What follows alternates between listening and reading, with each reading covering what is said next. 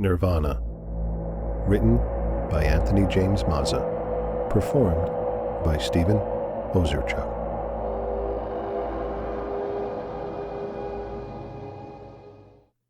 He lives in darkness as much as he is able. He feels safe there, walking slowly down the shadowed halls of his house. In the dark, there are no people to ask the questions. How are you? What have you been up to? What's new? He knows the questions are all distractions meant to fill an awkward silence of a conversation that is inherently unnatural. In the daylight, he thinks, there is no way to reach anyone.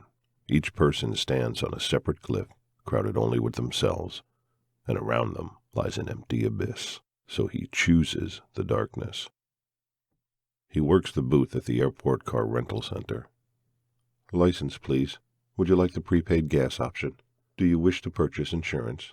Do you need a GPS? The people in their cars do not see him. They're too busy checking itineraries and scrolling through their cell phones. He is like a stop sign or a speed bump, an interruption to their hurried business of going nowhere. They are morning birds, anxious to fly to the naked branches of winter's trees where they can roost together and shiver against the cold. He's glad they don't see him. He answers their questions in polite, clipped tones. He stays fully in the moment, scanning their cars, their clothes, their faces, and if they inspire him, he writes down their addresses.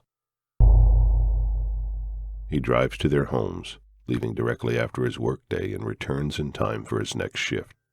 It is surprising the short distances that people travel. It is not uncommon for him to see local zip codes 2 or 3 hours away. He uses the bathroom before leaving work, and if he needs to pee along the way, he uses a large cup brought for that purpose.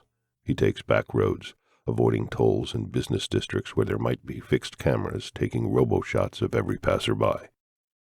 He wears a false beard and drab-colored clothing, and looks at no one directly as he drives. He keeps nothing incriminating in his vehicle, memorizes the addresses, and uses a road atlas to reach his destinations. He obeys traffic laws to the letter, and if he is stopped on the way for any reason, he turns around and goes home. He selects single women. As darkness falls, he drives past their homes. If there are multiple cars, he leaves. If there are no cars, he parks for as long as time allows and waits for them to return. If there is one car, he parks a mile or so away and walks the distance back.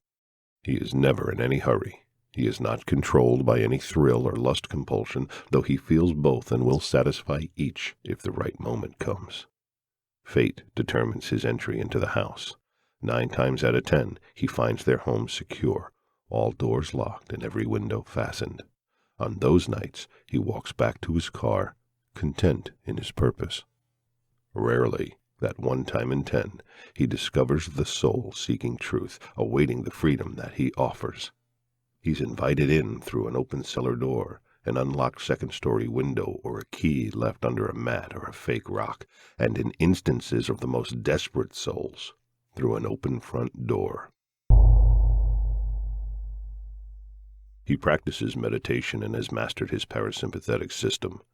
He can slow his heart rate and reduce his breathing to a single breath every 90 seconds. Inside, he stands motionless, listening to the sounds of the house, waiting for a phone call to end or a light to go out. Then he remains still, tasting the air for the flavor of rightness. Sometimes that moment does not come, and he leaves as soundlessly as he entered. When it does come, he dances gracefully between the settling timbers and moves inside the rhythms of the furnace or the air conditioner. He picks up his teaching instruments from sewing cabinets and kitchen drawers until at last he hovers over her mortal body, smiling down and waiting for her name to reach his lips. When it comes, it is always her real name, for it is the only name she has ever known in this, the undistracted present. The darkness has shown him a singleness of purpose, a purity of each moment, and seeing this, he believes the evidence has been around him his entire life. All beautiful things, art, music, literature, and everything creative come from one place: pain. He looks down at the girl. She will be the 39th he has freed. She is younger than all before and sleeps facing the window. The streetlight outside shines enough to illuminate the bloom on her cheeks. He will speak her name and lay the cool blade on her lips to silence her screams. He will force her to undress, stripping away all vanity. He will ravish her, taking her most precious gift and bring her closer to that present moment. Then he will gag her, shutting off the voice of the secular world forever. Using the tools from her house, he will find her most sensitive places and begin to purify her.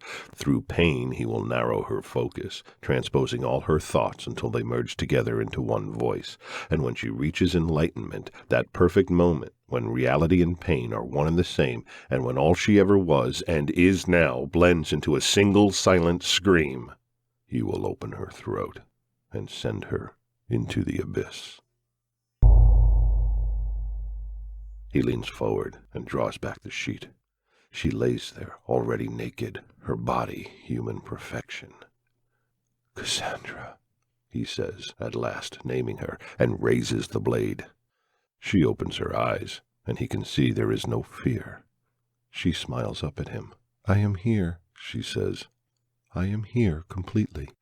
She seizes his wrist with superhuman strength and turns it. He cries out, dropping the knife. She catches it with her free hand, and his eyes open wide in surprise. "You are so close," she says. "Only a few distractions remain." Her hands move quickly, and his screams purify the world.